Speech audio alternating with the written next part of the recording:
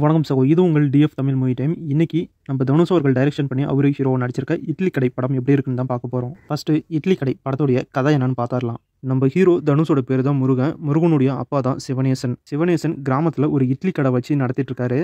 சுத்துப்பட்டில் இருக்கிற எல்லா கிராமத்துலையும் அந்த இட்லி கடை தான் ரொம்பவே ஃபேமஸான இட்லி கடை. ஆனால் நம்ம ஹீரோ முருகன் இப்போ கிராமத்தில் அவருடைய அப்பா கூட இல்லை.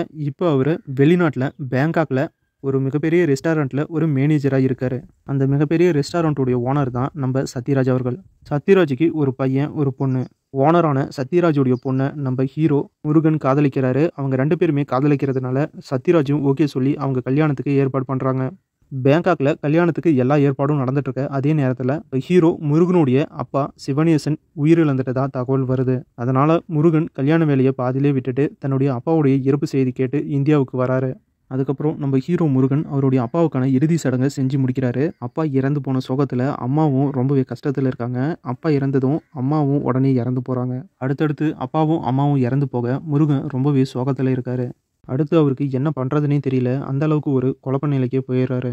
ஒன்று மறுபடியும் பேங்காவுக்கு கிளம்பி போய் ஓனருடைய பொண்ணை கல்யாணம் பண்ணிக்கணும். அப்படி இல்லைன்னா தன்னோட பாசமான அப்பாவும் அம்மாவும் ஆசைப்பட்ட மாதிரி அப்படியே சின்ன இட்லி கடையை எடுத்து மறுபடியும் நடத்தணும். இப்படி ஒரு மன போராட்டத்திலையும் குழப்பத்திலையும் இருக்கிற நம்ம ஹீரோ அடுத்து என்ன முடிவு எடுத்தார்? அப்பா ஆசைப்பட்ட மாதிரி இட்லி கடையை எடுத்து நடத்தினாரா, இல்லை அவர் காதலிச்ச பொண்ணு தான் முக்கியம் அப்படின்னு கிளம்பி போயிட்டாரா? நம்ம ஹீரோ முருகன் என்ன முடிவு எடுத்தார்? அவர் எடுத்த முடிவில் அவருக்காக காத்துட்டு இருந்த தடைகளும் பிரச்சனைகளும் என்ன, அந்த பிரச்சனைகளையும் தடைகளையும் அவர் சாதனையாகவும் வெற்றியாகவும் மாற்ற அவர் என்ன முயற்சி எடுத்தார் அப்படிங்கிறதெல்லாம் இந்த படத்தை பார்த்து நீங்களே தெரிஞ்சுக்கோங்க. மறுபடியும் நம்ம தனுஷ் அவர்கள் நான் ஒரு நடிகன் மட்டும் இல்லை, நான் ஒரு சிறந்த இயக்குனர் அப்படிங்கிறத நிரூபிச்சிருக்காரு. இப்போ ரிலீஸ் ஆகிற எல்லா படங்களுமே ஆக்ஷனு, ஃபைட்டு, கன்னு, ரத்தம் தெரிக்கிற அளவுக்கான வைலன்ஸு அப்படின்னு கொட்டி கிடக்குது. இப்படி இருக்கிற ஒரு சூழ்நிலையில் ஒரு ஃபீல் குட்டான எமோஷ்னலு, சென்டிமெண்ட்டு, அப்பா பையன் பாசம் அப்படின்னு ஒரு சூப்பரான ஃபீல் குட் மூவியாக டைரக்ஷன் பண்ணி கொடுத்துருக்காரு நம்ம தனுஷ் அவர்கள். தனுஷ் அவர்களுடைய நடிப்பை சொல்லவே தேவையில்லை. அவர் எப்பயும் போல் நடிப்பு இறக்கம்தான். பர்ஃபார்மன்ஸ்லையும் சென்டிமெண்ட்லையும் பின்னிட்டாரு. அருண் விஜய் ரொம்பவே சூப்பராக அவருடைய கேரக்டரை பண்ணியிருக்காரு.